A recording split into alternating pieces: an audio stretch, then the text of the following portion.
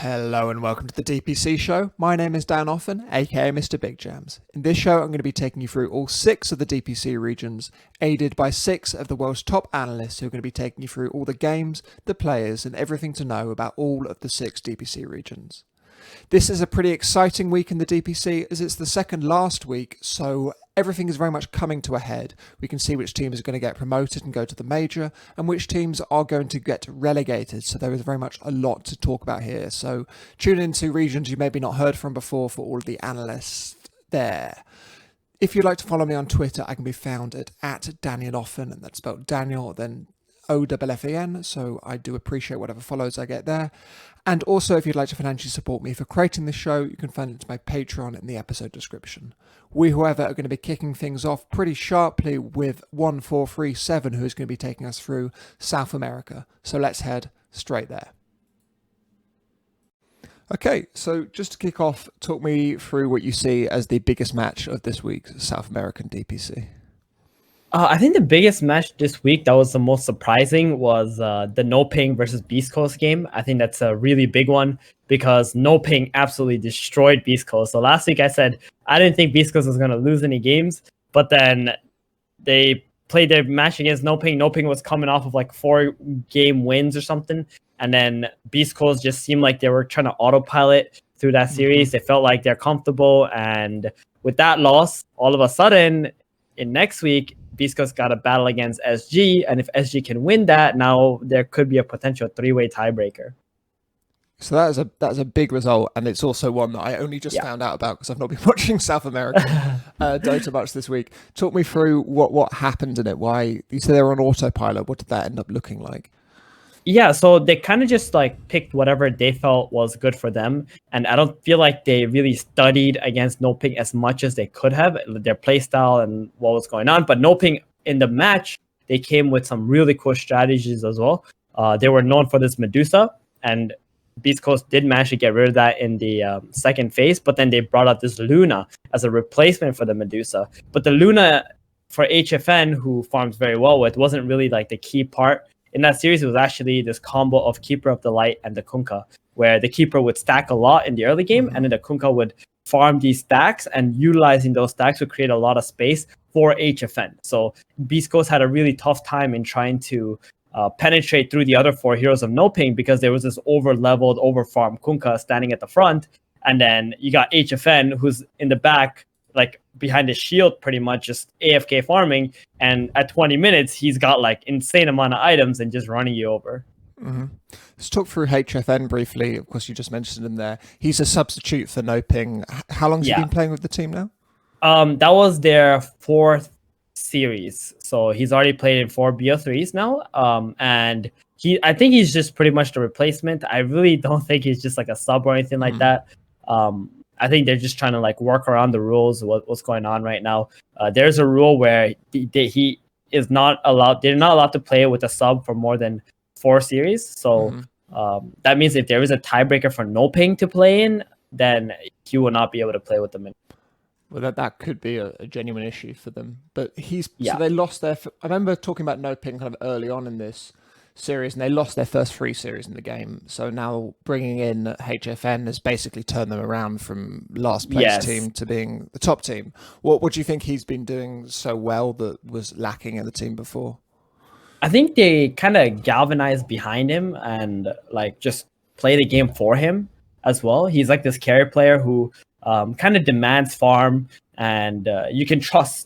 So No Ping, they got like a clear game plan where they just kind of, okay, let's give the early game to Dark Mago. Let's give him whatever we could possibly provide for him so he has a good game. And then Dark Mago will eventually make space, he's a position 2 player, and HFN will just farm doing all that. And HFN is playing like these hard position 1 heroes. Like his best heroes right now is Dusa, Alchemist, and now he's playing Luna if those 2 heroes are not in the pool. That's interesting. Let's go into the SG series events against Team Unknown, because they're the other team that potentially in that tiebreaker alongside Thunder Predator. What ended up happening in there? It was an interesting series. Unknown game one, they really dominated SG, and SG had a pretty good draft. But then SG realized the key part of Unknown's draft that made them so good was his position 5 Enigma. So position 5 Enigma is something that Europe started with and has been popular there, has now bled over into South America. And in that series, we saw the power of position 5 Enigma, this hero who can just constantly deny creeps in the safe lane, making the off laner low leveled while providing the carry the creeps under his tower, where he gets this bonus armor, bonus HP regen, and he can just chill their farm and pretty much secure this farm while being this late game threat on the Enigma, where you can potentially get to this blink and BKB. And before that, you're very strong too. Just Malefice, really strong stun. Midnight Pulse does percentage based damage. Is just an incredibly good hero. So SG in game 2 and 3 went with the early picks on the Enigma. And that kind of like turned the tables on Unknown, where I do think SG was the better team. And on top of that, SG do have a new coach. That was something that was brought up. They were actively shopping for a coach last week, and they were able to pick someone up. And I think that it was a Romanian coach, I think from Europe. So okay, not the Romania's in Europe, but I'm saying like I think he's from Romania and he's from Europe, and I think the ideas from there is like he's bringing that to SG, so we're gonna see like a different kind of SG as well. Do you know who it is? Can you remember their name? Off the top of my head, I can't tell you his name. From what I heard, it was someone Immortal Fate recommended or something, or a friend of his, something like along those lines. But yeah, next week I'll find that out for you and let you. I was wondering if it was Paparasol, but oh no, it's not. It's not him. Yeah, it's not him. The only Romanian coach I can think That's of. a TI winner right there. Because that would be a big name. So that's an interesting one. And Unknown in game 1 also picked up the Enigma. Was that a position 5 Enigma as well? Yes, that was the position 5 Enigma, and that's when SG realized like, oh, this hero's really good, and we got to take it for ourselves instead. And that's what they did in game 2 and game 3, and that's what kind of set off the trend there. So the other team in that possible tiebreak scenario is Thunder Predator, who were one of our top teams going into this. They had a bit of a disappointing start, but have turned things around more effectively. How did they end up looking this week against Team Ego boys? It was very clean, extremely easy games. They were playing against TA 2 games in a row. All they had to do was delay the game long enough, and they were able to just get ahead. Like, I think TA is just not that amazing of a hero right now. The more important thing is that they're playing against Latin defenders next week, who are in last place and look real bad right now. So Thunder Predator should have an easy series there. So I do assume they're going to end with just 2 losses only. So 5 wins, 2 losses. But in some situation where it's Latin defenders beat Thunder Predator, now we have a 3-way tie for the number 2 place potentially. Because then they would have 3 losses. Noping has 3 losses. SG, if they lose to Beast Coast, they also would have 3 losses there. But if SG beats Beast Coast, then you got Beast Coast and SG with just 2 losses, and they would go ahead if Thunder Predator were to lose. So let's talk through, as a bit of a kind of a preview, I think, of probably the most important series. I think in SA to date, the Beast Coast versus SG series next week. This is a huge one. It kind of decides that whole tiebreaker, as you mentioned, possibly. What can we expect to see coming out of it? I think Beast Coast might want to really buckle down and figure out what SG is up to. But it will be a really difficult thing to do because, again, SG has a new coach and probably he's going to be bringing some new ideas to the team. Whether that makes the team better or worse, we won't know. Sometimes just inserting a coach doesn't really net you positive results in the short term, and it'll take something longer. So a lot of randomness there, that's for sure. But this is the last game of this DPC season, and everything really comes down to this series because SG, like, they need to win this, and Beast Coast, they don't want to lose this because they don't want to be in a tiebreaker situation where they have to play against Thunder Predator, SG again or something. And on top of that, they would be going into that tiebreaker having lost 2 series in a row. So maybe you're not all mentally there either. What sort of things can we expect Beast Coast to be picking up? Because have they changed their strategies at all across the DPC, or has it been quite consistent for them? I would say it's quite consistent. I mean, very typical heroes like Wraith King, Snapfire, Lena.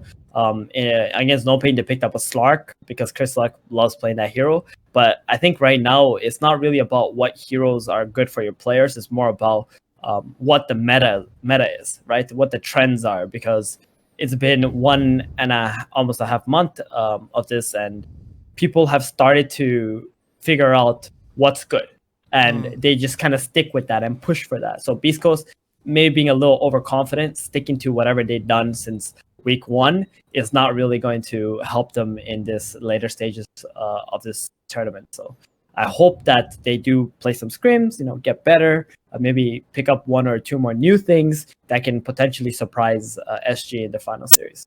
Is it possible that the patch had an impact on them? Because that February 19th game would have been before the patch. Yeah, it was. So I don't think the patch had any effect there. Well, it certainly didn't if it hadn't yet come into fruition. SG Unknown was on the new patch, and it didn't feel like SG had any problems with it.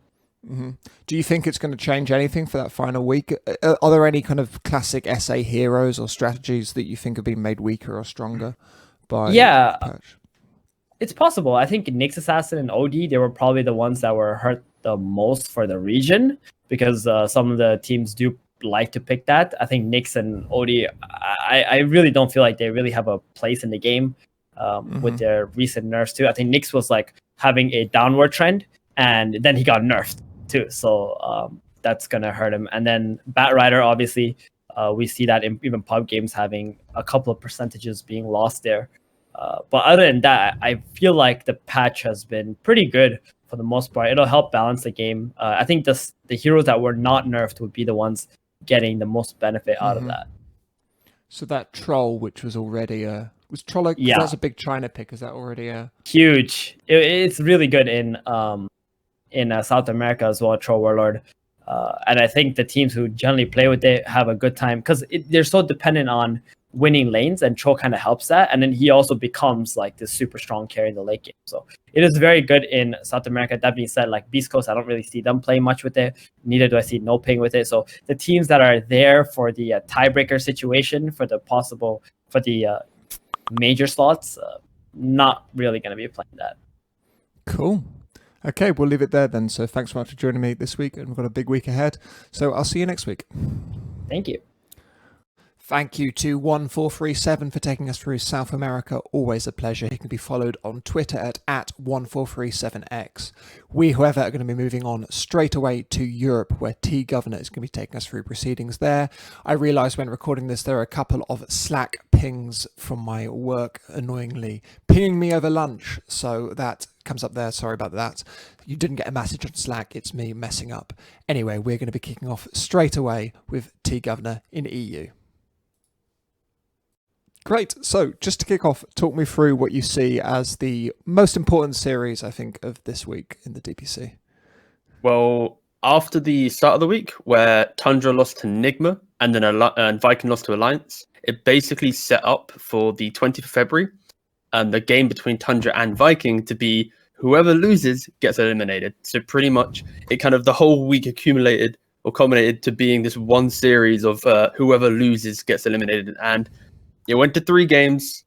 Viking won the first. Tundra then won game 2 and game 3, which meant that Viking were eliminated with High Coast Esports. So that alone, that series was so heart-wrenching, because of course you look at Europe and you're like, well, all these teams somewhat deserve to be there. Maybe High Coast is the one that needs to prove themselves. Viking proved themselves last year, but again, I think at the end of the day, the weakest 2 teams in Europe did get eliminated. I think Tundra for sure showed a lot more than Viking did. So with how the system currently works out, where 2 have to get eliminated, I think no one can really be too upset that these are the 2 teams. I think if an OG or a Liquid or a Tundra had stumbled their way to bottom 2, I think they'd maybe be a little bit more upset. But yeah, that series, Tundra Viking, spooky stuff. I think Viking will look back on the series they lost against High Coast Esports as probably the biggest lost opportunity there. Yeah, for sure. I believe that was actually maybe the series that instigated the swap, because of course, don't forget that Toby did leave the team, or at least Kezu came and replaced Toby for the series after against OG where they won. And then, of course, the Alliance series they lost and the Tundra series they lost. So potentially that Heiko series was like, whoa, we need to turn this around. Kezu in, Toby out. But again, we don't really know what properly happened there. But for sure, the losing to the bottom seed in the group, of course, never helps your chances of survival. And I think that is the clear difference here, where the teams that Tundra lost to, it was, OG, Secret, Nigma, right? Yeah, I'm just checking here. OG, Secret, Nigma, and Alliance, right? They're respectable losses, all invited teams other than Alliance. And then Viking, they're losing to obviously the weaker teams. So yeah, you can clearly see there's a little bit of a reason why Viking went out. But yeah, the DPC, how it operates, the group stage, it's so scary. One off week, it's the difference between you being able to stay and not, and it's like week 2 affects your end of week 6 performance. Let's talk through what did actually end up happening in that series then, because I thought they looked pretty good with Kezu. I think that was a very close series. It could have gone either way. What led to the slight victory from Tundra? I think game 1, Viking really utilized their aggressive heroes very well. They had this Leshrac mid, this carry DK offlane Tidehunter, and I think Kezu was stand out the MVP for Viking time after time, where he might not be the one physically carrying the game, but the subtle things he was doing to prop up his team really kind of showed. And in that game, the discipline on his Ravages enabled the rest of his team to kind of follow up correctly. But also Boom and Shad, they had standout games, and then Celery's Enchantress that got respect banned in game 2 and game 3. So yeah, Viking pretty much playing into their strengths, and just the team fight execution that they're just known for really came into play.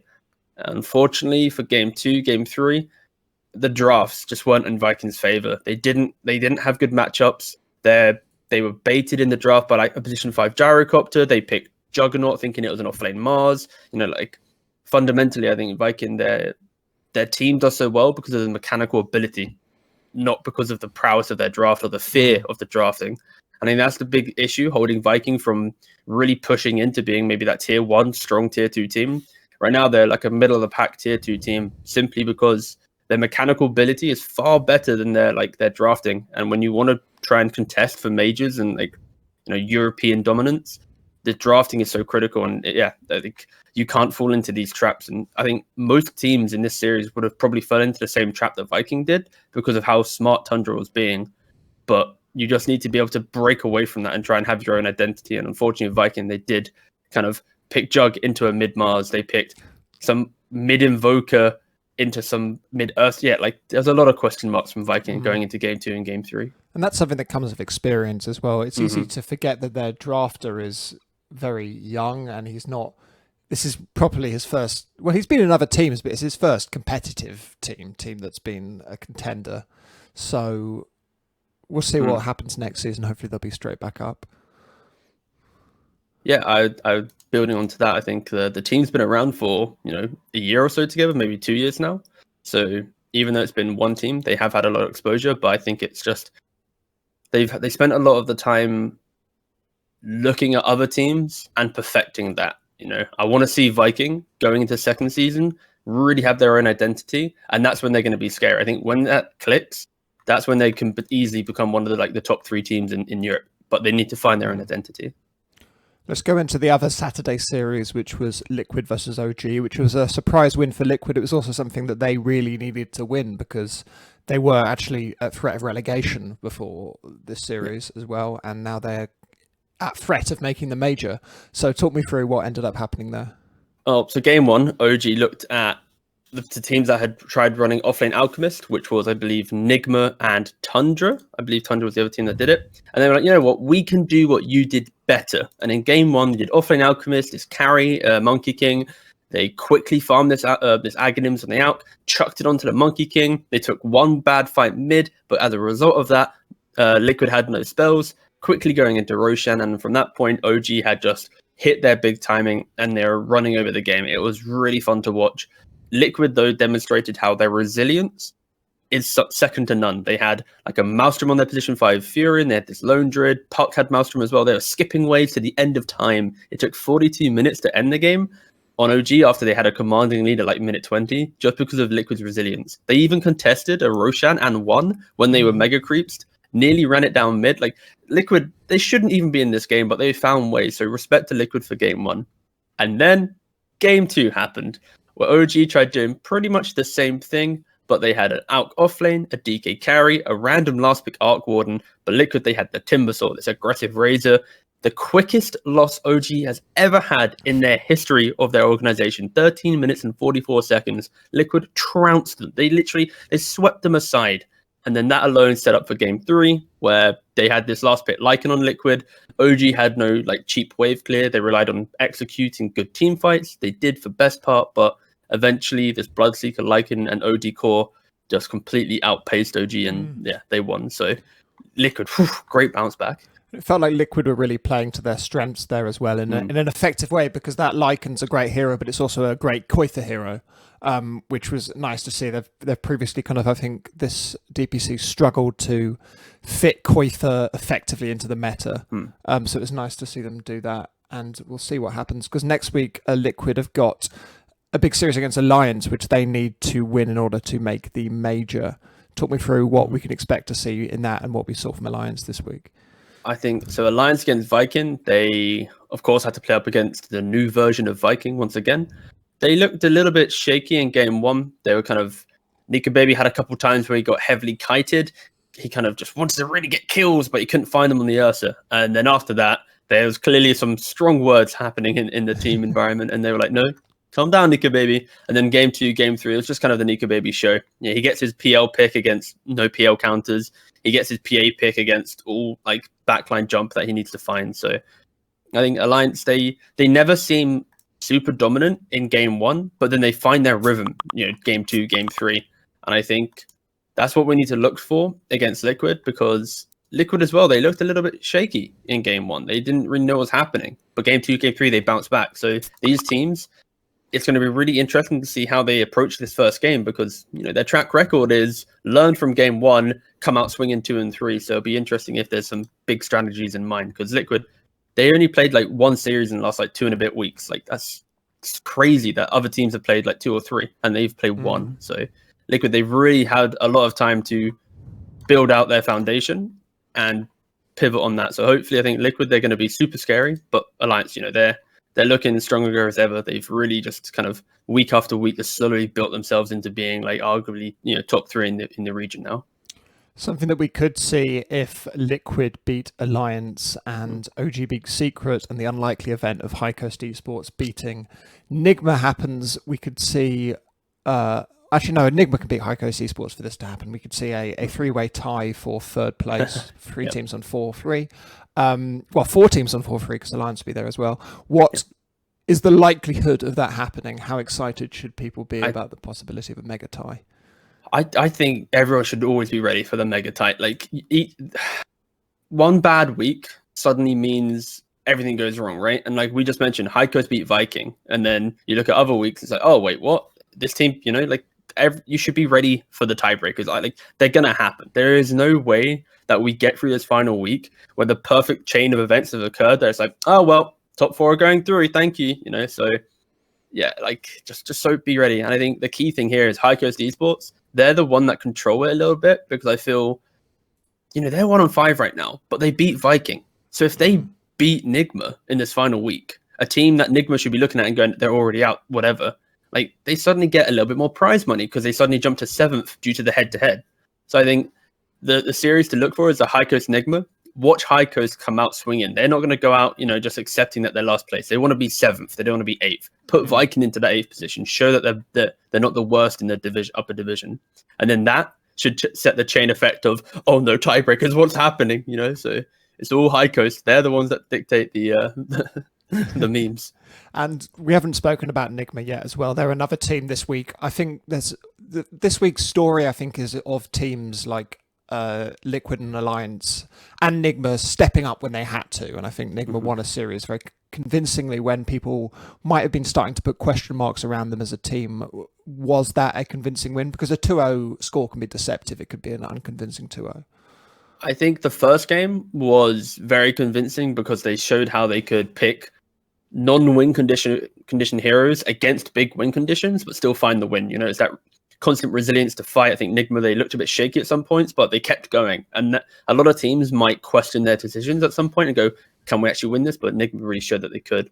I think game 2, we can't even call this a game because Tundra tried doing the Offlane Alchemist where 33 bought an Aghanims and then another Aghanims and then nothing else, and they lost the game.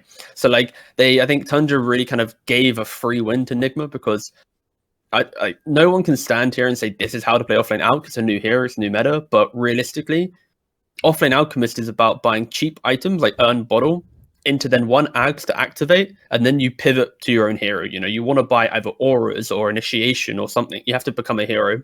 And unfortunately for Tundra, they basically not only double down but triple down on the idea of if I pump out enough Ags, maybe my team wins the game. And of course, Nigma, they kind of laughed at this and just kind of run over the game. So yeah, Nigma, they are game 1. They're so scary of how they kind of kept themselves in the game and kept winning. And game 2, it's kind of a free win from Tundra. It felt like the Ags, he gave 2 Ags to 2 heroes, but then those heroes had to shoulder so much of the burden of controlling the game that they weren't able to farm anymore. So effectively their net gain was 0 because they couldn't farm. Yeah, it was actually minus. They had no map to farm either. So Alch was stealing the farm and they weren't farm. Yeah, it was, that game was fun to watch if you didn't want Alch offlane to become a thing because, yeah. There we go. I want to briefly touch on the patch, which has kind of dropped right before the last day of games here, and we've got obviously crucial games next week.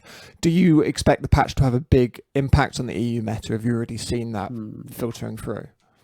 I think the only real effect that we might see is Batrider, because his laning phase is a bit weaker now, because of course with the sticky napalm, you're unable to really secure these creeps because it's 50% less damage on creeps now. So it's harder to kind of secure your lane with it, especially in mid. So teams like maybe Nigma, Liquid to some degree, even OG, like these teams all would experience the ability to kind of first pick the hero. Like this is where like Weehaw, he'd love just going, just give me Batrider, let me play my game. That probably won't happen anymore. And we'll see Batrider become more of like a 3rd, 4th pick where they've got still the likes of like Monkey King Furion and it's like, oh, it's still a good back game. We need to get him through the first 5 minutes, but fundamentally the hero is still the same. The big nerf is the first 5 minutes. Other than that, I think we're not going to see a big shift in meta because these changes are so small. You're not going to feel the effects until like you find like the intricate moment where that extra 2-second cooldown really stopped your kill, and you're like, wow, this feels like terrible. But in the grand scheme, the meta will stay the same. The heroes will still be there. Just Batrider will shift from first phase to maybe 2nd or 3rd phase pick. Okay, great. We'll look out for that then. So thanks so much for joining me this week, and I'll see you last week for our final episode. Ooh. There we go. Thank you to T Governor for taking us through Europe. Much appreciated. Always a pleasure. He can be followed on Twitter at T Governor and is also covering CIS and EU for Dream League, so should be watched there. We, however, are going to be moving on straight away to Danog, who is taking us through Southeast Asia. Okay, so let's kick off talking through what I think is probably the biggest match of the week in Southeast Asia, Neon versus Fnatic. Talk me through what ended up happening there.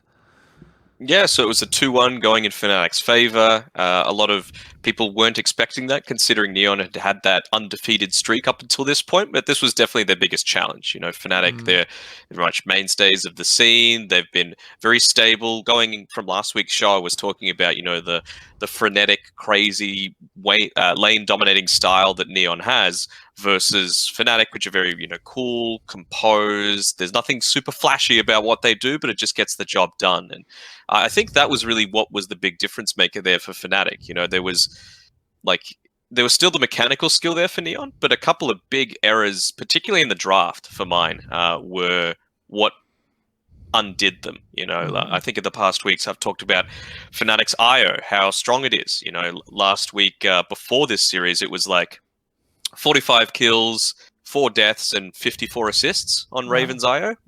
Well, he didn't die in this first game that they picked it up. They're now 51, 4, and 71 on the hero with kills, deaths, and assists. And straight after that game 1, I got a message from someone from Neon saying, damn, we got IO'd. And I'm like, mate, you should have been watching the DPC show because I talked about this. We did warn you. So were there... Neon won one of the games, so let's go into what they did in that game first. Was that a classic Neon performance, game 2, or were Fnatic It was. Yeah, it was a classic Neon performance. You know, we got to see the scam, or he goes by Debil now, Keeper of the Light. It just means that they're able to move around the map so much easily. You've got this Ember Spirit, of course, that is also able to just do that on his own with his ultimate kit.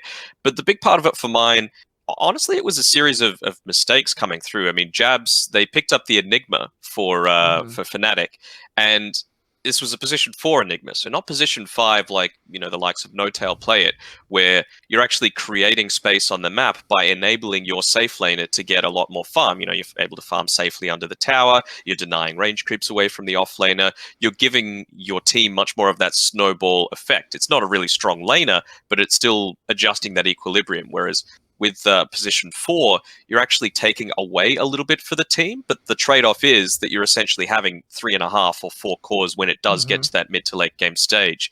But Jabs, unfortunately, just his execution was off in this game number 2, so he wasn't able to pull it all together and actually give them the value that they traded off by giving that lane matchup.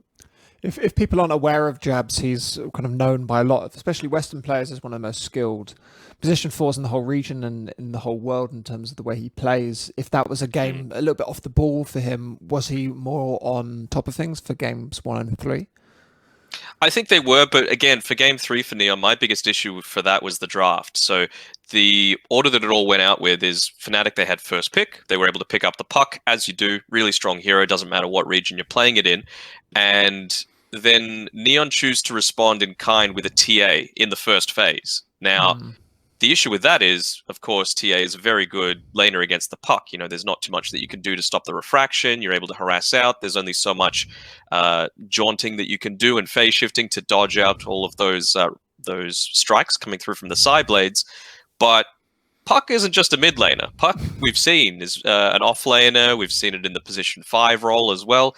And that's exactly what Fnatic did. They're just like, well, you want to first phase this TA that can basically only be mid? We're just going to second phase of Death Prophet. It's one of Moon's most signature heroes. It's great with the Spirit Siphon to deal with the refraction. And he just dominated the lane. And then once you take that big weapon out of Neon's arsenal, which is Yopaj's laning game dominance, then suddenly they're very muted in the fact. You know, they still pulled it out for 52 minutes, but it really felt like, you know, once it got past a certain threshold, there wasn't too much that you can do to stop what Fnatic was trying to attempt. You speak very highly of Fnatic in those 2 games, both their drafting in that final one and also the Wisp in the first game. Is this a sense of Fnatic back in their rightful place at the top of the region, or was the series close enough that we can kind of say, you know, there's maybe a top 3 or top 4 in Southeast Asia are all relatively equivalent? Well, looking at the standings, there's basically a top 5. You know, you asked me that in the first week of our talks here, and you know, you said, "Look, is there a top 4 with Fnatic, TNC, T1, and Boom?" And I said, "Well, Neon, they've got to be added into the equation there." And you know, sure enough, they're sitting up towards the top of the table. But look, it's really close, right? Like, every team has got at least 4 wins out of that big 5, and there's only 3 spots to contend for, which makes these matchups towards the end of the season really important. But I'd say the ones that've got their noses ahead are Fnatic and Neon, but Neon have, if they're able to clean up a couple of those things, scope to improve even further. So that's what I'm really excited about. Let's talk about the standings then and where we are in terms of the upcoming games next week. We've got quite an interesting possibility in Southeast Asia that's not possible, I think, in any other region, in that we could have a 4-team tie for first place if Fnatic lose to TNC and T1 beat Neon. That will be 4 teams on 5-2. How likely is that to happen in your estimation?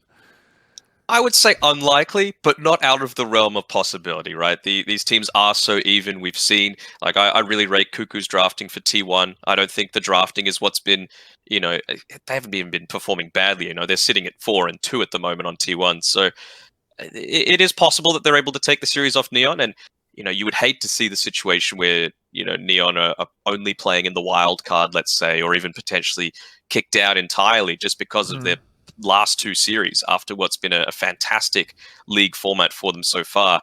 And I mean, Fnatic and TNC, that's the El Clasico of the Southeast Asian region. That's what everyone's going to be marking down on their calendars to be able to watch. I'm keen to see how they're going to be able to do with it. I think Gabby's been playing fantastically well for TNC. Armel, again, I would rate him as probably the number 2 mid laner, only behind Yopaj in the region. So I think they're just going to be 2 absolute barn burners, and that's not even to talk about Execration versus 496, where the winner stays in upper division, loser lower division for you. It's an interesting week. Let's go briefly into TNC, who were one of the favourites at the start of this whole thing. They had a disappointing loss in week 1 to Team Execration, and then fell to Team Neon 2-1. How would you rate this so far to them? Against Fnatic, this is obviously the big kind of derby of the region, but is there a sense that TNC are on a pegging with Fnatic here and that they've had some rougher results earlier on here and they're pulling themselves forwards, or are you less confident about them? I mean, back in the days of like the triangle of this team beats that team, it was always like TNC and Fnatic. They were the ones butting heads consistently. Nowadays, with Masaros being added to Fnatic, I feel like that they've been improved significantly because of that pickup. I talked about in game number 3 of the Neon series where, they were just like, hey, Masaros, can you play puck? He's like, sure, I can. Give me a quap, give me a void spirit. I can play all these sorts of things. And it's not even just these hypermobile spirit style heroes that he could play from the offlane. We've seen his Mars, we've seen his Centaur. He's fantastic across all of these. So I'm probably going to give the edge to Fnatic for this one, as much as it pains me to say with my Aussie mate with KP on TNC. But I think Fnatic might have him this game. Okay, let's go briefly into Boom Esports, who are one of the 2 teams other than Vice who have played all of their games so far. They've finished kind of mid-table, which I think is where roughly we expected them to end up. Would you view this as a big disappointment for Boom? Are there games across this whole series you think they should have won?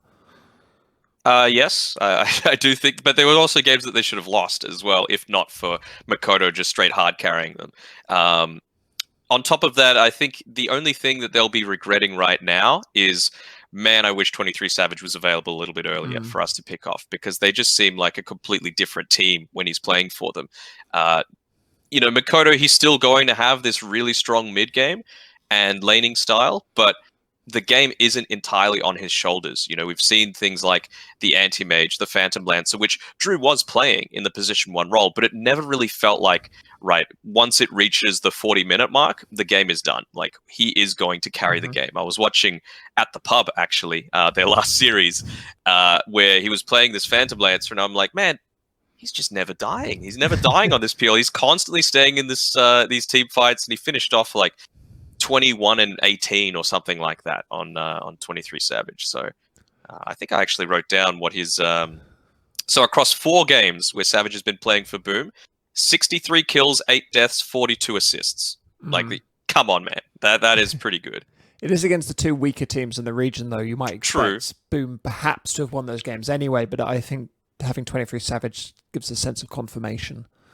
And I think as well, just the flexibility of being able to switch up. We see a lot of the top teams back when he was on Liquid at the time. Matumba Man and Miracle, they switched who played 1 and 2 based on the hero matchups. Savage is now doing that for Boom, where they picked a Bat Rider into a Wind Ranger, which is very hard for the Wind Ranger, so they just threw Savage's Slark into the mid lane, and you've got the Dark Pact. You're not worrying about the sticky napalm all so much, and Makoto still had a good time in the safe lane there. So I'm really liking this, the fact that they've got a lot more flexibility on Boom. Probably not going to result in anything for this particular season. Maybe if results go their way, they will be in a 3-way tie for the wild card spot, so there's potential for them to still make it to the major. But I think what they're going to be looking for is locking down Savage and hopefully having him for season 2 and beyond.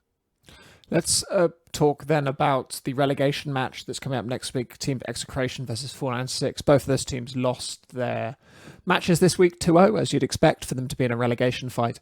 Who do you think has the edge there? Because 496, they're a team I remember you quite liking. And Execration, I can't remember many positive things you've said about Execration. What do you end up feeling here? Come on, I'm not an Execration hater. I think they're good. I just don't think Like they've got their aggressive style, but it feels a little bit one-dimensional. Whereas with 496, they're also aggressive, but you've got things like what they tried to do against TNC. They pulled out a position 1 Kunkka, which can't think of many teams that opt to do that. It was to counter a Beastmaster pick. They also have done things like, it's weird because I'm not sure what's happening with Bombi. He's been sitting out. He's having people stand in for him a lot. There was even talks that Hustler might have been kicked, so it's a full Vietnamese squad. But Hustler's been playing a couple of European region games as well from Mongolia for whatever reason. But they've even done things like, they pick a Wind Ranger and then they give their position 5 Bombi the Wind Ranger with the farm priority, so they completely switch out who's playing what, basically. And to me, that's just more exciting to watch. It's going to be a bloodbath for sure. So if you like watching lots of kills happen, that's definitely the series to watch. Execration and 496. I'm hoping 496 are able to stay up because I feel like they've just looked a lot more convincing in their wins. They were very convincing in being able to make it through to the upper division through the closed qualifiers. And I feel like there's just so much more potential for them to grow.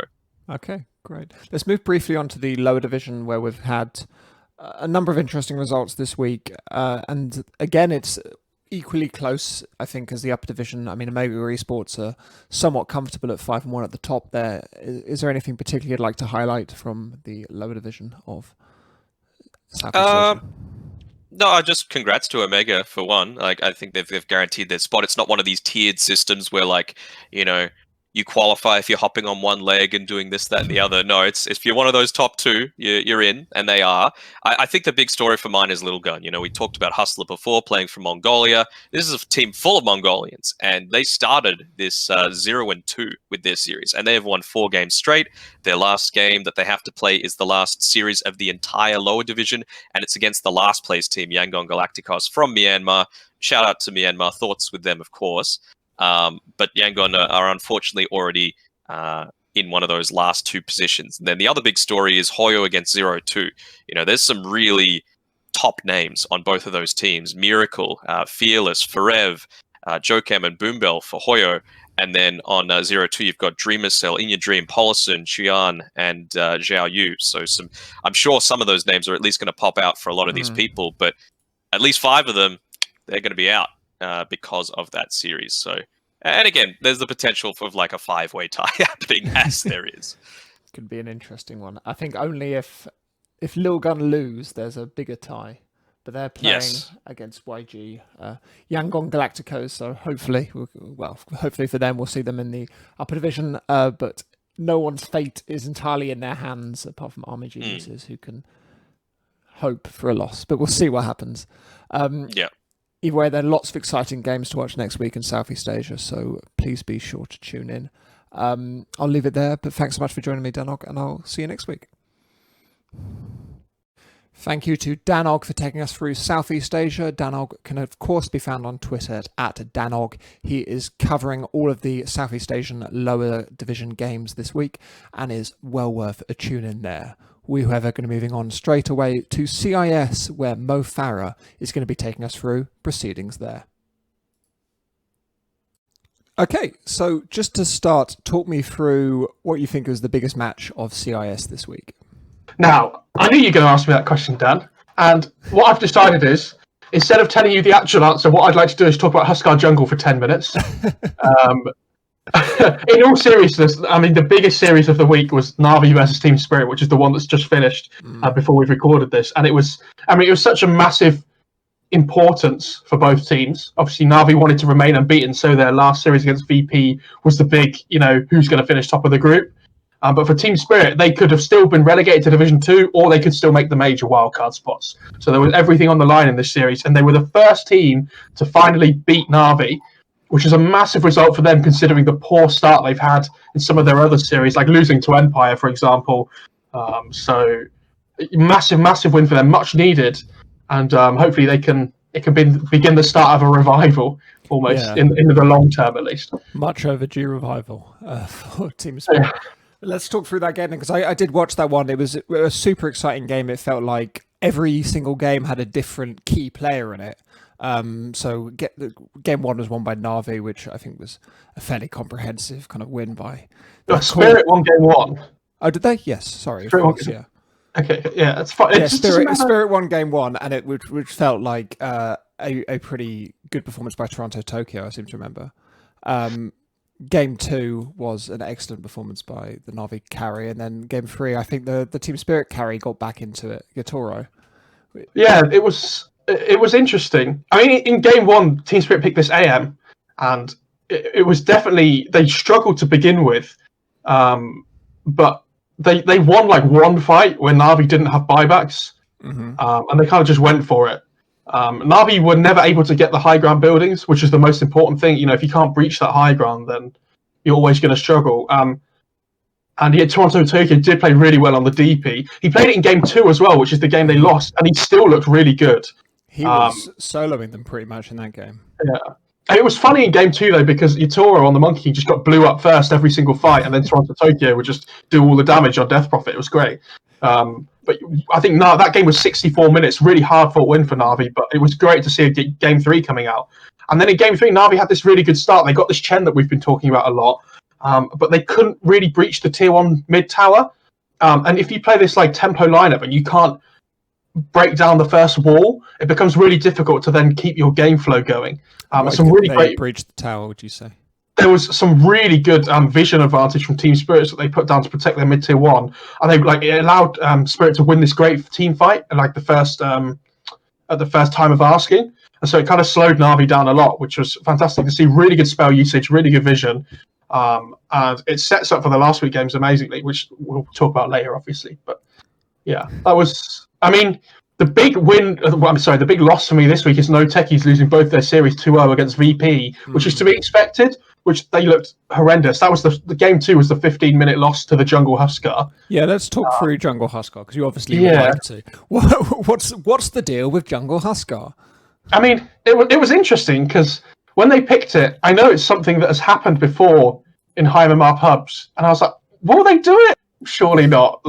But it felt very specific for the game in which they first faced Oracle Huskar. They protected their Jungle Huskar really well with a ward at the start of the game, and when it finally died to the Earth Split rotation, it had just picked up his armlet 6.5 minutes into the game. So it can farm really efficiently in the jungle. It went like Blades of Attack, Quelling Blade, first 2 items, which was really cool. Who was playing it? Is it a carrier? Save. It's the position 4 that played it. And he played really well. Like the whole game focused around him, but No Techies were so poor. And I was like, well, they need to win at least one series to stay up. So they've got to play Empire next. It's going to be this massive series. Both teams are going to give it their all. And No Techies just looked awful again. I mean, they look like they're really struggling. And now they're 1-6. They're going to go down to Division 2 next season, but it'll be interesting to see whether they stick together, because I'd be very surprised if they do. Be surprised. Because why? These players like Solo have got such a good high reputation and everything. They will be falling well short of the expectations they would have set themselves. I was listening to Fogged and Cap talk about it, and I completely agreed with them that I thought Ergon and Malik were the two players, the position 2 and 3 were the ones that really, I think, struggled the most. But they just looked like they weren't playing well together as a team. I mean, they won 3 games out of all 7 series that they've played, which is such a poor return. Yeah, and we expected much better from them. So yeah, going into the second season, who knows what they'll do. It's interesting to talk about. I think we'll probably go into more detail in this in next episode next week when the dust has settled. But why Solo's kind of cachet, his reputation must have fallen so much that he can't build an effective squad. Because it is a real shame to see him playing with. I can't imagine these were his first choice players. Is the end of the. Well, they had the stack with no one and Sumail and everything, didn't they? But it broke down. And it just ever since then, it feels like, they haven't really got a roster that felt like it could massively achieve anything. Maybe compete, but didn't even manage to do that. So, who knows? Can we talk about the group stage overall, though? Because there's some really... I mean, there's 3 teams that are currently 3-3 and are fighting for that wildcard spot at the major. Yeah, I was going to go into ASA, Monaco, Gambit versus Unique first, which is that kind of which set up that 3-3 position, Unique kind of falling down to 2-4. So how are Monaco looking now? They've got no one. Are they in the driving seat in that position? Yeah, because it was interesting because they played Navi last week, and they took a game off them, and they looked pretty good even though they didn't win the series. And so it wasn't a surprise to me to see them win against Unique. It was more of a surprise the way they did it. I mean, they slammed them. Like, both games are like mid 20 minutes. It didn't feel close really at all. And so coming into this last week now, when you're playing for these wildcard positions, you're thinking, these guys have really gained momentum now. They're looking really good. If there's one time to be having momentum in the group stage, it's right at the end of it, coming into like these tiebreakers and whatnot. So all to play for, especially against Extrema, who are also 3-3. I think Extrema, they've played relatively well. I mean, they beat Empire at the start of this week in particular in some close games, but Empire didn't look great either, I didn't think. So lots to play for in the Extreme Gambit series, but also Team Spirit versus Unique. Team Spirit, they have to win that series to make sure they can play up against the winner of Monaco Gambit and Extreme in a tiebreaker. So it's going to be wild. And obviously there's still like Navi VP left to play as well. The last game of the series. Like, all 3 series that are left mean so much for like the results of the group overall, which is always going to happen with the way it was scheduled, so that they didn't schedule everything all at once. They waited to see what series were going to be more important to schedule them last. But like VP Navi especially, I'm so excited for. Yeah, it's going to be a big one. And I think as well, it's nice to see that Navi, not nice to see them lose, but it's good to see that there's a little bit of a more of a frisson in that game, because they desperately need to win that. Well, they would need to win it anyway. Ultimately, them losing this week doesn't have too much of an impact, really, does it? Well, I don't 100% know what the rules are, so I'm not going to start making them up. But I think if Navi beat VP, they still have to play a tiebreaker against them to decide who finishes top of the group, which would be like effectively another best of one, I think. But I'm not 100% sure, so don't take my word for that, because I don't think it goes to head. Yes, of course. So it does actually make a big difference then. So it kind of makes a difference. It means they would have to beat them in a best of 3 and then a best of 1. Effective, which it does make their job harder, but honestly, if they can beat VP in a best of 3, they'll probably be feeling themselves anyway. But the big series is obviously going to be AS Monaco versus Gambit versus Extremum. But I mean, all 3 series are so much to play for. We should probably talk. I mean, VP again, they've stomped No Techies. That's probably the least convincing thing to say, though, because like we said, No Techies have been so poor, but they look so good. And I would be really surprised if they don't beat Navi, especially after Navi lost to Team Spirit today, because it always looked like when you watch them play, you can see their cameras and things, and Iceberg looked really deflated at points. They did look a little upset. And what can we expect to see coming out of that series then? Well, that's what I was going to say. This is the really interesting part, in the sense that it always feels like, for me, watching the series, that maybe the teams might have been holding strategies back a little bit just until they play each other, because they understand they are better than everybody else on paper, apart from obviously Navi losing to Team Spirit today. But if there's a time to bring out strategies that you think are really strong, it's now. Because the way that the group stage works, if you finish top of your group and go straight through to the playoffs at the major, that's such a big win, like having to avoid the group stage completely. I'm not sure how much I like that. Talk about the format quickly, but it does mean that coming first in your group is really important. Huge, yeah. I wanted to briefly go into the new players that we've seen on the various teams here. So, Extremium, Team Spirit, and AS Monaco have all used substitutes. AS Monaco brought in No One, who is now their mid player. Team Spirit have brought in Miroslav, who have obviously had big impacts pretty quickly on their teams. How have you felt that substitute has changed how the team is playing and looking? Well, obviously for Team Spirit, they've started to play better. So it's difficult to know whether that's due to directly the stand-in, but when I watch Miroslav, he has really good moments in the game where I have really good spell usages and things. Like, he's been playing a lot of Dark Willow today, I think it was. Yeah. Dark Willow, and he played Rubik in the first game. But he seems to have moments in the game where he makes really silly mistakes. But that can happen to anyone. I was impressed with some of his Willow plays, but yeah, it felt like at moments, like it's just maybe like bad positioning or something, for example, right, where he just gets picked off and it's like, oh, it's a bit sloppy kind of. I think For AS Monaco Gambit, though, I mean, no one looks obviously really good, which we kind of talked about a little bit last week when they lost their series to Navi 2-1, but they did take a game off them. And then, again, a convincing week from them beating Unique 2-0 in these 2 20-minute games or whatever.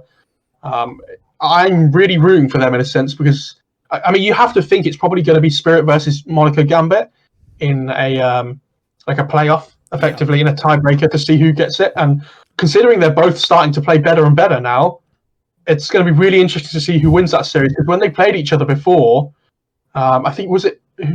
What the one before? I think it was AS Monaco Gambit. Let me check. Oh, what were they? They called Live to Win before, weren't they? Yeah, it's difficult. Because on the Wikipedia page, it doesn't list. No, Team Spirit won 2-1, but I remember the series being really close. But now they've both got 2 new players, so it's almost Exactly. a different kettle of fish. And you'd argue that of the new players, AS Monaco Gambit probably have the better of.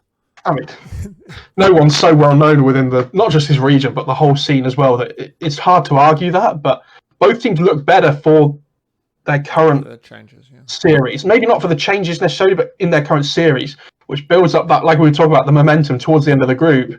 And I think both teams will be massively disappointed if they don't make the wild card either. So, are we perhaps slightly writing off Extremium there as an AS Monaco team to play against? Because they're also 3 for 3. They've had some good results this time. I mean, Extremium have done much better than I thought they would, like across the board.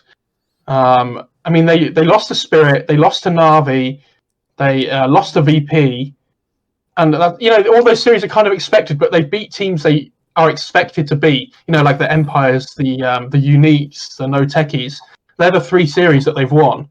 And so now for them, it's kind of like, can we break into this upper echelon almost of like the CIS region? Because when we talked about this at the start of the group stage, we were saying it's like 4-4, and Live to Win, who are now Monaco Gambit and Team Spirit. Like, if you want to try and break into the upper 4, you have to be able to beat them, and they haven't been able to do that yet. So, they've done well so far. They've beaten the teams that are lower down in the group, but they haven't beat anybody in the top 4 yet. And we'll see. We'll see how it goes. Which I guess would make you worried for this series. It's a difficult one to know where they're going to end up. But we'll see. It's going to be really close, though. I mean, that's what we should say. But I would favour AS Monaco Gambit, yeah. I think out of all of the last weeks, across all the regions, I would say that CIS is probably the most exciting. We've got a huge game. We've got 2 very important decider series. A couple like EU are good, but I think this is a top tier last week. So tune in for this. Yeah, for sure. I mean, like EU, like you say, are obviously very important still because they have 4 slots, so it's a little bit different. So there's like more to play for in the last week because there's more qualifying spaces. But yeah, considering the region only has 3 spots, the fact we have so much going on in the last 3 games is pretty crazy. Well, let's leave it there then. Lots to watch next week. But thanks so much for joining me this week, and I'll see you in the final episode of the DPC show. Thank you to Mo Farah for taking us through CIS. Mo Farah could be found at Twitter at Mo Farah and should be followed there because he's very good. We're, however, going to be moving on straight away to North America, where Neff is going to be taking us through proceedings there. Okay, so just to kick off, talk me through what I think is consensus the biggest match in NA, Quincy Crew versus EG. What ended up happening there? Well, it was a hell of a series, Quincy Crew versus EG, and of course, you brought me on to tell you about the best region of Dota 2. We've got everything this week. Not only did we have new giants of North America facing off against old giants, we also had Aoi 2000 as a guest caster, providing tons of awesome insights into the game. EG ended up winning game number 1, which I think a lot of people were expecting, but game number 2 and 3, Quincy Crew ended up running it back, and I think a lot of it came down to Quincy Crew baiting EG out with picks. They ended up letting Nyx Assassin through every single game as they had it basically figured out and had run some a little bit interesting drafts themselves. Not only once this week in the Quincy Crew EG game, but also in the Quincy Crew Sad Boys game that ended up happening just today. Ended up picking a tiny mid on Quinn. Something that hasn't really existed inside the meta. And they also ran a position 5 Enigma in game number 2, which they ended up winning. So out of nowhere pulling out these pocket strats against EG, and it was a hell of a series, putting them at the top, undefeated streak, 6-0 right now in Quincy Crew, and now Evil Genius is tied up with Undying. It's an interesting one because I think a lot of people might have expected, kind of more casual fans might have expected EG to pick this one off, but I think Quincy Crew looked really, really impressive in it.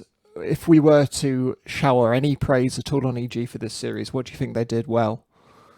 Artesian is juggernaut, I gotta say. In game number 2, he made it so difficult for Quincy Crew to actually close out this game with his running around the lanes, with his split pushing, with his positioning inside the trees while split pushing. There was even one occasion where they were so desperate to catch him, they ended up trying to solo black hole him while he was on the enemy side of the map and ended up whipping it completely at the tail end of his teleport. They certainly did not go down easy on Evil Geniuses, but Quincy Crew, they did their homework, and they've been building to this moment for the last year, and it's finally paid off for them. And it feels so good as an NA Dota fan to watch this series go to 3 matches and EG cinch it out. There's a certain amount of jubilation from them on social media as well, which is great to see. It's clear it means a huge amount for them and the region as well. Something I wanted to touch on was the Medusa, which lost in both games 1 and 3. Previously, this was kind of an NA big pick, the Medusa. Is it beginning to lose its shine a little bit, or do you think it was just other circumstances of those games? I would say that it's somewhat losing its shine. You're playing a timing hero when you pick up the Medusa, which makes things a little bit difficult, easy to play around her. You know what she's going to do, what she's going to build. It's very static gameplay. You can't mix things up at all. Like you mentioned, Quincy Crew lost it in game number 1, but then EG lost with it in game number 3. I think it'll start to fall off in popularity a little bit, but people have mostly figured it out at this point. Again, it being somewhat predictable gameplay, and the rest of your team struggling to do things while Medusa gets those first 2 items, a lot like you would see an anti-mage struggle, but a little bit tankier, harder to gank. It's easier to turn things around in that situation. Mm-hmm. The other series I wanted to go into this week was, in more detail, was Four Zoomers versus Team Undying, which is quite an important one for kind of that 3rd place in the region, possibly getting into the top 2. Talk me through what ended up happening there. Game number 1, Undying got Braxed. It's as simple as that. The man played Dazzle like a god, ended up getting tons of shallow graves off on the Phantom Assassin, would not go down despite the strength of Undying. It was another hell of a series, though. In game number 3, we got to see position 3 heroes whacking each other inside the jungle at minute 1, minute 2, while position 4s and 5s farm the lanes by themselves. This is, how Dota is meant to be played, of course, and we're better to showcase that than North America, Ice Pro Frog's grand plan. But Undying taking it off of Four Zoomers is not really a surprise to me. They've been playing incredibly well this entire tournament, and now I feel like they've finally cinched out their spots and proven that they're the number 1 contenders for Quincy Crew inside North America after the break of Evil Geniuses, where CQ was the top dog duking out with Four Zoomers in almost every tournament. Mm-hmm. What would you say Undying were doing well in games 2 and 3? Because you spoke a lot about how great Brax was in game 1, but I didn't hear much about what Undying did well. They played fast-paced Dota. There was some moments where Undying looked like they could have lost the entire thing. Again, I wasn't expecting them to win game number 1. They ran that Shadow in the draft, but game number 2, there were some moments from Saberlight where he did not look so good. In fact, you can probably take a look at his Twitter. You miss 100% of spears you don't throw. Whiffing his abilities the entire game. But the ones that mattered, he did land. He ended up making an amazing play inside the Roche pit, stealing the Aegis from the enemy team, stunning people out with his spears, and they ended up giving him Mars in game number 3 as well. The guy just played absolutely incredible. I think that they have like a better understanding of how to play the map than a lot of other teams. Four Zoomers, I don't think should have given them up Coddle. And while they did win game number 1, the rotations in game number 3 with the Coddle and the Wind Ranger being able to move so fast around the map and find tons of pickoffs, wasting no time, is something Undying does better than anybody else. Let's talk a little bit about Sad Boys' sad week, where they lost 2-0 to Quincy Crew, which is hardly a surprise. And you mentioned before that they were somewhat rolled over. But the more of the surprise might be the loss to Black and Yellow. What ended up happening in that series? This is the biggest upset in the NA DPC so far, I would say. But if you take a look at what happened last week, it shouldn't come as too much of a surprise, as Black and Yellow managed to take a game off of Quincy Crew in the 2-1. Sad Boys, I guess all you could say is they underestimated them. They ran back the draft in almost the exact same way in game number 2 that they did in game number 1. Black and Yellow running Rubik, Timbersaw, and Void Spirit in both games, and Sad Boys opening with the Puck and the gyro and playing the gyrocopter both games. Now, I'm not sure if this was a flavor thing, trying to get Old Man Fear to cosplay as the Old Man Gyrocopter, but I think this just comes down to PPD not respecting the players on Black and Yellow enough, thinking, all right, we made a couple mistakes in that last game. We can just do it back over again and we'll end up winning. Well, the exact same thing happened in less than 1 minute difference in the game ending time. Interesting. Domination of the lanes. Let's chat about where this leaves us at the bottom of the region. If Sad Boys lose to 4 Zoomers next week, we'll have 2 teams on 2 and 5, presumably going into a tiebreaker for that last relegation spot. Do you think Sad Boys can turn that around and get it through? Who would be your favourite for relegation in that circumstance? Sorry, relegation to the upper division? To the lower division. The lower division. Well, that one's interesting. I'm not sure that 5-man Midas is going to be able to turn things around. They're basically sitting at last place right now. Then it's Sad Boys and Black and Yellow who are pretty far behind. I would say that Sad Boys... they need to win against 4 Zoomers. They lost to them in the past. That was in BTS Pro Series 4, which just happened before the NADPC. One of the reasons why they got the qualifiers. But Zoomers, they got to be hungry for a victory. I mean, they don't sit as the number 1 contestant for Quincy Crew in this last year and just so easily give up their spot. They've got a lot to prove by beating Sad Boys here. They're not just ready to roll over. So I think that 4 Zoomers is going to do tons of prep work for this one. And I'm... honestly not sure if what's going to happen. I think this one is up in the air, and it's going to be a week just as exciting as week number 5. So and, I guess my question was more that if when Sad Boys do end up losing to 4 Zoomers, assuming that they do, yes. that leaves us with a 3-way tie between a team and the other team, Black and Yellow. Where do you think that leaves? Would Sad Boys be the favourites to stay up within that tie break? I would say so. I don't see them losing to A Team, but again, we've seen crazier stuff before. A Team, they ended up beating Black and Yellow, which is, I think, a shocker to everybody as well. So these teams inside North America, I feel like a lot of these upsets happen when people don't do enough prep work against each other. But this last week, everybody is going to have their nose to the grindstone getting ready for this one. And if you don't mind, I wanted to touch on potential tiebreakers to get into the major. Now, that is the very exciting one here. That's my next question. So I very much don't mind. In fact, I would like you to do that. The tiebreakers to get in the major. This one is particularly exciting because I don't think that Quincy Crew is unbeatable for Team Undying. I think that 5-man Midas beating EG is a little bit of a stretch, but if they manage to beat Undying, if Undying manages to beat Quincy Crew, then we'll have a 3-way tie for the top 3 positions inside North America, and that could lead to some very interesting tiebreaker scenarios. Almost a year ago now, there was a time called Tiebreaker Tuesday between Infamous, Thunder Predator, and Beast Coast to get a slot in the North American LA Major. I wouldn't be surprised if we saw a similar situation where the teams played best of ones against each other.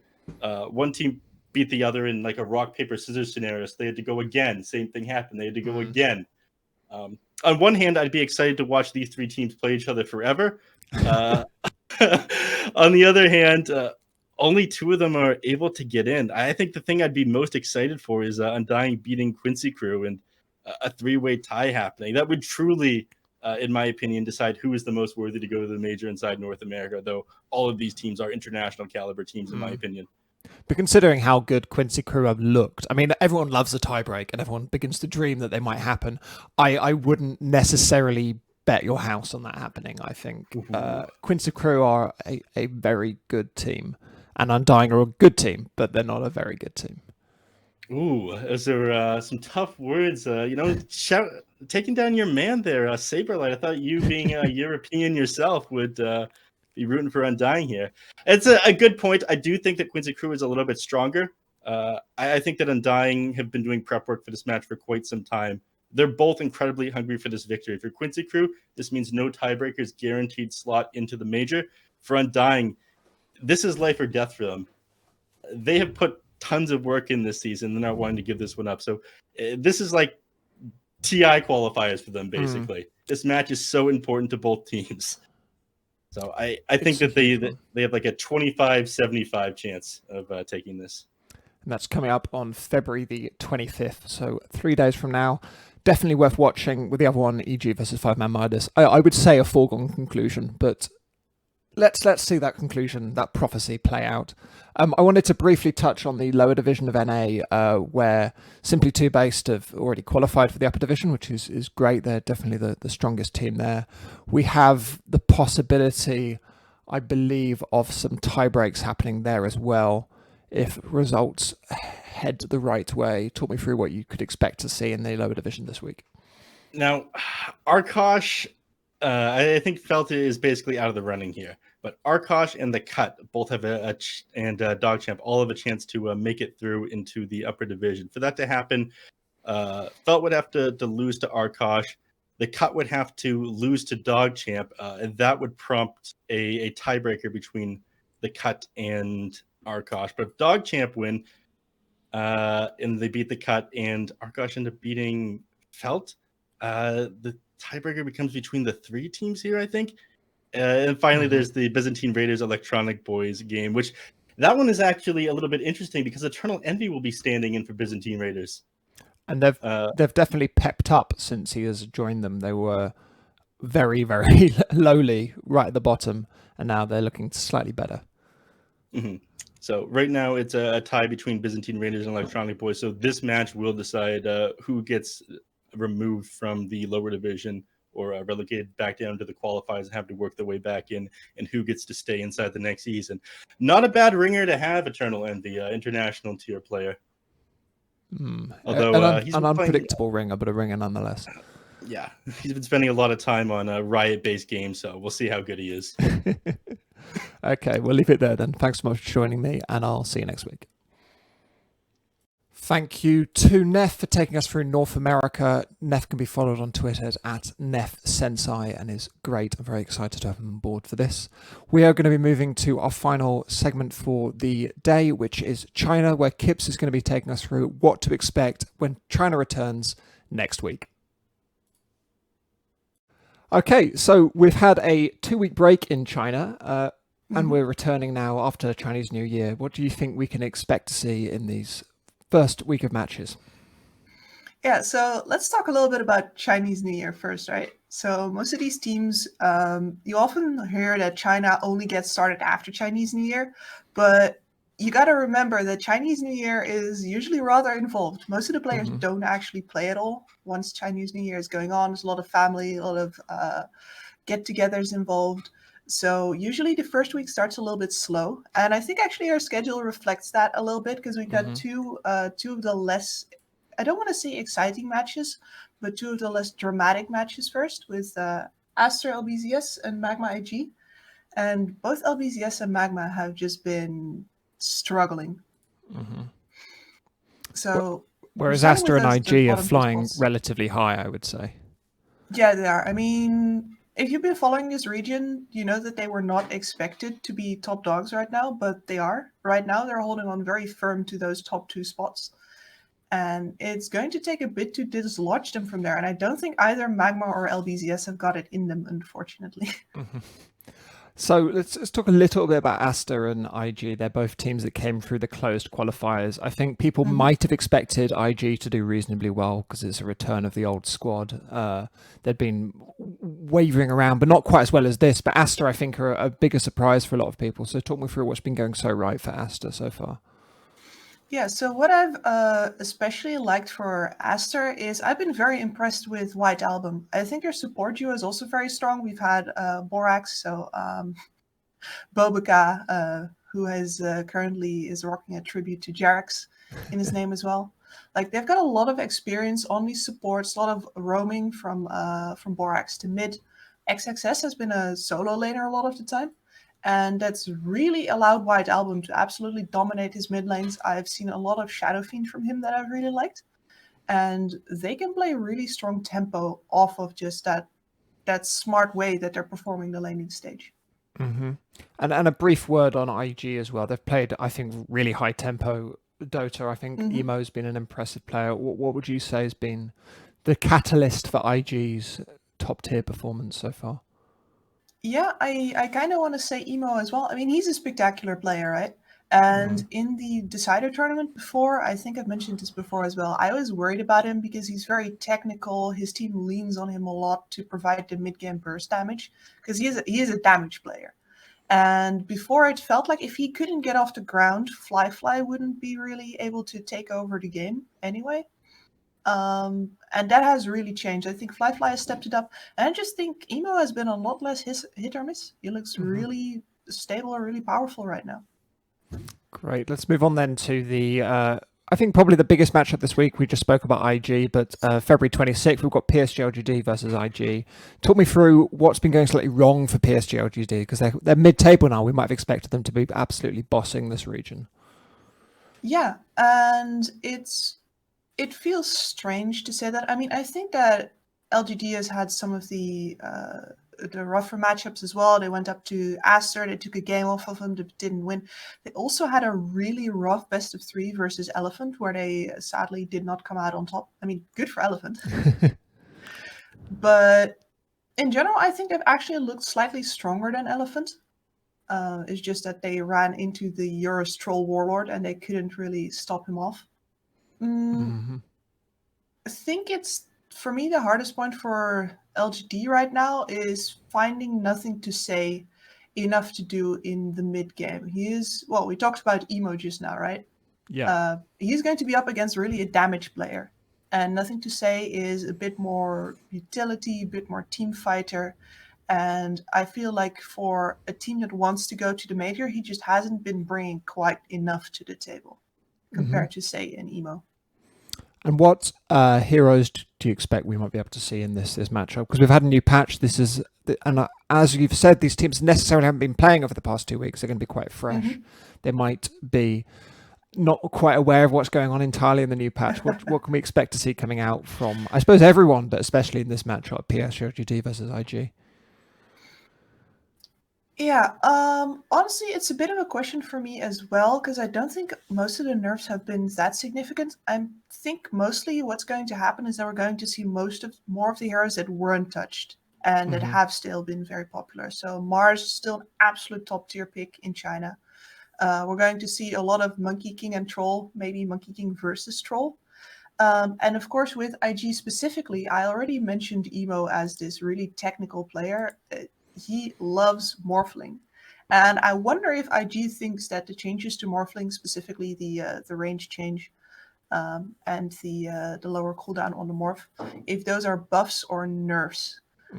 Because, of course, you're not going to be able to steal opponent forms anymore. So, for example, free magic immunity from, say, a Lifestealer or a Jug is not going to be as easy to get. But on the other hand, things like the Shaker combo or, say, Elder Titan, I'd love to see an ET morph from IG. That would be kick-ass. You mentioned the Troll there, and I think Troll already was a top tier pick in China before Chinese New Year. So for him not to have been touched, well, a lot of the other top carriers have been, I think, you can imagine we're going to see a lot of Troll, or a lot of Troll banned even. Yeah, might be a lot of Troll banned even. I think Troll is one of those carries that you can really pick up in the first phase, especially if you combine it with something like an Oracle, which has also been seeing a lot of play in China. Oracle also not touched and very popular. So we're going to have to see for that. And I think that the Troll is going to be the most important for the next matchup, which is going to be eHome versus Elephant. Where, of course, the Eurus Troll is what got Elephant that win over LGD. And I think with how wobbly they've been performing, I would expect them to just play Troll whenever they can. Yes, certainly. Let's move on then to the final matchup of the week, which is Aster versus Vici. Vici is a team we've not talked about yet.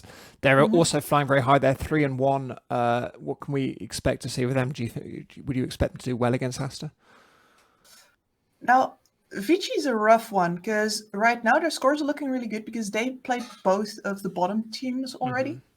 But in the matchups where they've really been tested, I think Poyo Erika has not looked like a top tier carry yet. He plays pretty careful. You might even say scared. Even when he's very farmed, he doesn't take a lot of risks. He's got a bit of trouble on determining when he's got to join, when he's got to farm. And the way that Vici have been compensating for that right now is just by some absolutely godlike play from the support duo. They've been playing these early games so well. DY and PYW, especially PYW, have been really stepping it up. But the question is that going to get you past Aster, who look very solid across the board? If they can take a game off of Aster here, I think they might actually make it into the top 2 on Vici, but it would be a challenge. And I am actually very much looking forward to this match. I think this is one of the matches that is going to shape really what that top 2 is going to look like in China, who are going to go straight to the major. Okay, would that be your pick of match of the week, or would you go back to the dependable LGG versus IG? No, I want Vici versus Aster. Like it could really fall flat on his face if Vici support duo doesn't matter to deliver, or on the other hand, maybe Erica just found a whole lot of new spirit during Chinese New Year, and we're going to see a rejuvenated team. At the very least, this is going to be the important one. Okay, great. We'll leave it there then. Lots to look forward to in this week in China and the upcoming weeks. We've got lots of China still to come. So tune in for that. Thanks so much for joining me, Kips, and I'll see you next week. Thank you. And that's a wrap, everyone. So thank you to all of my panelists this week. They're all excellent and should be followed on Twitter. Again, that's 1437, which is at 1437x. Kips, which is at Kipsol. Neff, which is at Neff Sensei. Mo Farah, which is at Mo Farah Dota. And Danog, which is at Danog. And of course, T-Governor, which is at T-Governor. So thanks, guys. If you want to follow me on Twitter, I can be found at Dan Offen at Twitter, or at Daniel Offen, that's Daniel, and then O-F-F-E-N. So please give me a follow there. Again, if you'd like to financially support me for creating the show, you can find a link to my Patreon in the episode description. I do really, really appreciate whatever support I get there. Next week, of course, is the last full episode of the DPC show. We'll be doing China-specific episodes for the 2 weeks where it's just China. But next week is, of course, the conclusion, so it might be slightly longer. We'll cover everything that's happened and everything to expect maybe for the major. I'll probably do a major episode as well. So lots to look forward to if you're a fan of the DPC show. In position 6 this week, I've got Loader, former TI winner and current Alliance CEO and possible coach. If that is his correct job title, he is coaching them. Loader, this week on this Thursday, is a really, really great episode. I always love talking to Loader, so check that out on the Position 6 feed. Until then, though, thanks again for listening, and I'll see you next week.